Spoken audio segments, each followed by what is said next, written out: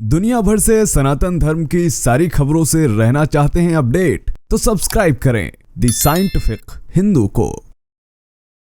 दोस्तों, ये जो तस्वीरें आप देख रहे हैं ये एक मस्जिद की हैं और ये सागर जिले जो कि मध्य प्रदेश में पड़ता है, वहाँ एक गांव में जब मस्जिद का रेनोवेशन का काम चल रहा था उस समय यह मूर्तियां वहां पर मिली। दरअसल जैसे ही यह मूर्तियां वहां मिली, मजदूरों ने काम बंद कर दिया। तुरंत ही तमाम हिंदू संगठन वहां पहुंच जाते हैं, पूजा पाठ करने लगते हैं और फिलहाल पूरे इलाके को सील कर दिया गया है। भारी संख्या में पुलिस बल तैनात है। इन मूर्तियों को अगर आप गौर से देखेंगे तो आप समझ जाएंगे कि ये मूर्तियां हिंदू मूर्तियां ही हैं जो कि भगवान राम और सीता की हैं। जो यहाँ मस्जिद की जो दुकानें बनी है वहाँ निर्माण कार्य चल रहा था, तो राम दरबार की जो मूर्ति 3 दिन पहले निकली थी और यहाँ साफ देखने में आता है कि ये मंदिर की जमीन है। कोई प्राचीन मंदिर को तोड़कर यहाँ मस्जिद ट्रस्ट ने निर्माण का कार्य कराया है और खुदाई की भी मांग करते हैं यहाँ, और खुदाई भी कराई जाएगी क्योंकि हम सभी को देखने में लग रहा है कि यहाँ कोई प्राचीन मंदिर था। अब इन मूर्तियों को पुलिस ने अपने कब्जे में ले लिया है और स्टेट आर्कियोलॉजिकल डिपार्टमेंट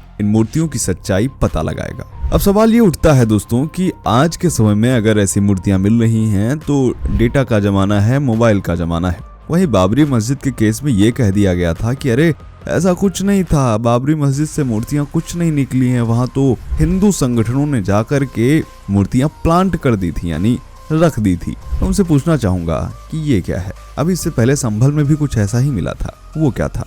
ज्ञानवापी में क्या मिला था? क्या ये सब प्लांट किया गया है? ये प्लांट करना, मूर्तियां रखवा देना, ऐसी बातें करके लिब्रांडू और कट्टरपंथी एक दूसरे को देख देख कर खुश रहते हैं, लेकिन सच्चाई को कब तक छिपाओगे? सवाल ये उठता है कि आखिर जब इस्लाम में इस तरह की जगहों पर पूजा करने की मनाही है तो आखिर ज्ञानवापी हो गया या शाही ईदगाह मस्जिद हो गई या फिर ये मस्जिद हो गई, संभल में तमाम मस्जिदें हो गई, तो इनमें पूजा क्यों? तो क्या आपको यह माना जाए कि आप सिर्फ एक कन्वर्टेड इंसान है, आपका इस्लाम से भी कोई लेना देना नहीं? यदि है तो आखिर कब आप इन जगहों को पूरी इज्जत के साथ हिंदुओं को वापस कर रहे हैं? फिलहाल यहाँ के एसडीएम ने इस जगह को सील कर दिया है। अब आने वाले समय में ये पता चलेगा कि ये मूर्तियां कितनी पुरानी हैं। चलिए अब मुख्य खबर पर आते हैं। दोस्तों, आगरा शहर जो कि ताजमहल की चमक दमक और मुगल वास्तुकला के लिए जाना जाता है, जाना तो इसीलिए ही जाता है, आप नीचे से ऊपर तक सारी पुस्तकें पढ़ाए हैं, आपको तो यही दिखता है। लेकिन यहाँ की जामा मस्जिद, जिसका निर्माण माना जाता है कि शाहजहां द्वारा 1648 में करवाया गया था, इसको अब हिंदू और मुस्लिम दोनों अपनी जगह मानते हैं और यह मामला अब कोर्ट में भी पहुंच चुका है। इस पर तमाम हाल ही में कई बयान सामने आए, चाहे वह देवकी नंदन ठाकुर जी के हों या फिर बाबा धीरेन्द्र कृष्ण शास्त्री के हों। आने वाले समय में सनातनियों को जगाने के लिए, अपने कन्हैया को आगरा से मथुरा लाने के लिए एक बहुत बड़ा कार्य होगा। दरअसल ये वो जगह है जहां सम्राट औरंगजेब ने 1670 में मथुरा के केशव देव मंदिर को ध्वस्त करके इन मूर्तियों को आगरा लाकर इसी जामा मस्जिद के सीढ़ियों के तले दफना दिया था। और इसका उद्देश्य सिर्फ और सिर्फ एक ही था कि यहाँ पर हिंदुओं के इतिहास को रोज अपमानित किया जा सके, हिंदुओं को अपमानित किया जा सके। ध्यान देने वाली बात यह है कि ये बात न केवल भावनात्मक रूप से संवेदनशील है बल्कि ऐतिहासिक दस्तावेज, पुरातात्विक साक्ष्यों, इन सब से जुड़ा हुआ है। आज की इस वीडियो में मैं आपको इसकी पूरी सच्चाई बता दूंगा और ये सत्य कर दूंगा कि ये बात किसी भी तरह से झूठ नहीं है। दोस्तों, औरंगजेब यह इतिहास का सबसे ऐसा क्रूर, निर्दयी और कुख्यात राजा है जिसने अपने परिवार के लोगों को ही मार डाला, अपने सारे भाइयों को खत्म कर डाला और फिर इस्लाम के नाम पर लाखों हिंदुओं का नरसंहार कराया, हजारों की संख्या में मंदिरों को तोड़कर मस्जिद बनाया। उन्हीं मस्जिदों में से ज्ञानवापी भी है, मथुरा की शाही ईदगाह मस्जिद भी है, मध्य प्रदेश में सैकड़ों मस्जिदें हैं, उत्तर प्रदेश में और भी सैकड़ों मस्जिदें हैं, राजस्थान में अजमेर जैसी जगहें हैं। ये सारी जगहें कभी हिंदू इतिहास का एक बहुत बड़ा अध्याय हुआ करती थीं, जिसको तोड़कर मस्जिद बनाई गई और वहां की चीजों को, चाहे मूर्तियां हो या शिलालेख हो, सबको उठाकर मस्जिदों में चुनवा दिया गया। दोस्तों, मथुरा का केशव देव मंदिर, जिसको भगवान श्री कृष्ण का जन्म स्थान माना जाता है, 1670 में औरंगजेब की सेना ने इस मंदिर पर आक्रमण किया, इसको तोड़ दिया और मूर्तियों को नष्ट कर स्थानांतरित कर दिया।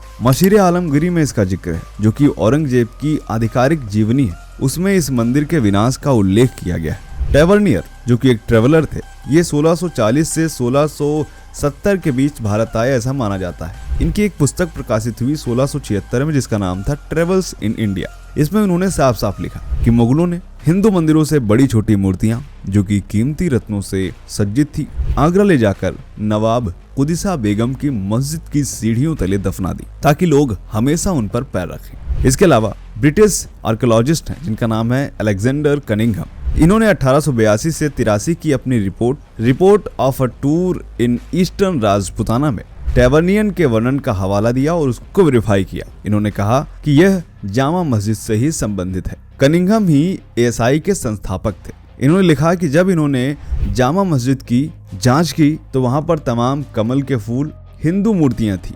इन्होंने कहा कि आगरा की जामा मस्जिद में ऐसे तत्व दिखाई देते हैं जो कि हिंदू मंदिरों की याद दिलाते हैं। थोड़ा सा और डीपली जाते हैं। दरअसल जिस सन में यह कार्य किया गया वह था 1670। सबसे पहले यह बात ऐसे ही छोटे मोटे लेखों में लिखी हुई थी, लेकिन टैवर्नियर जिन्होंने इस घटना के 6 साल बाद ही अपनी पुस्तक प्रकाशित की उसमें यह लिखा था कि किस तरह से न सिर्फ मूर्तियों को दफनाया गया बल्कि उनका अपमानजनक उपयोग भी बताया। ध्यान रहे ये यूरोपीय यात्री थे, यानी इनका ना हिंदुओं से कोई लेना देना था ना ही मुस्लिमों से। फिर कनिंघम ने रिपोर्ट जारी की जिसमें इन्होंने कहा ये बात पूरी तरह से सच है। इन्होंने ये भी लिखा था कि जो आगरा की जामा मस्जिद है उसकी समानता राजस्थानी मंदिरों से मिलती है और पूरी मस्जिद में कई जगह हिंदू मंदिरों से चीजें बनाई गई हैं, ये साफ दिखती हैं। इसके अलावा मुगल दस्तावेज बादशाहनामा में भी इसका जिक्र है।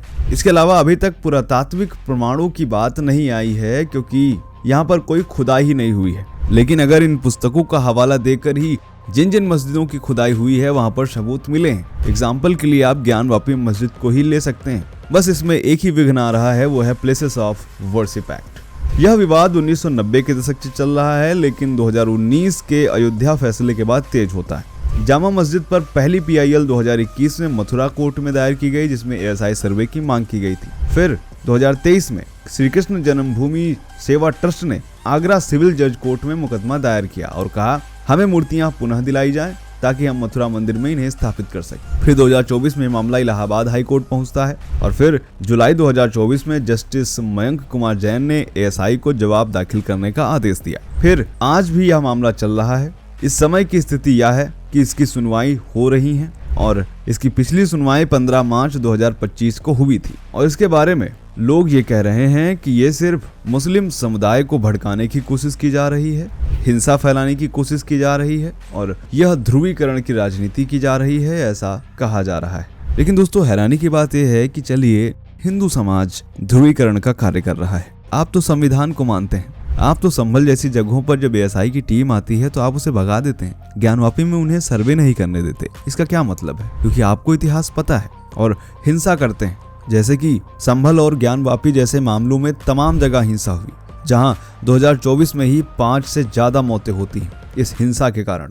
कई लोग ये कहते हैं कि औरंगजेब ने अगर मूर्तियां नहीं दफनाई तो ASI सर्वे का विरोध क्यों? आप आइए, बस 1-2 घंटे की ही तो बात है, बस उसके बाद सच सबके सामने आ जाएगा। तो आप सच को ही रोकने की कोशिश क्यों कर रहे हैं? दोस्तों ऐसे तमाम साक्ष्य हैं जो तमाम पुस्तकों में वर्णित हैं, लेकिन मैंने आपको वो साक्ष्य बताए जिन पर मुस्लिम भी विश्वास शायद कर पाए, क्योंकि ये ऐसे व्यक्ति हैं, चाहे फिर कनिंघम हो या टैनियर हो, इन्होंने हिंदुओं के लिए कोई आवाज नहीं उठाई, इन्होंने सच ही लिखा है और ये दोनों नाम इतिहास में काफी ज्यादा महत्वपूर्ण है भारत की दृष्टि से। कनिंघम तो ASI के भी संस्थापक हैं। तो ये वीडियो कैसा लगा कमेंट करके बताइएगा। मिलते हैं आपसे अगले वीडियो में, तब तक के लिए जय हिंद, जय भारत, वंदे मातरम।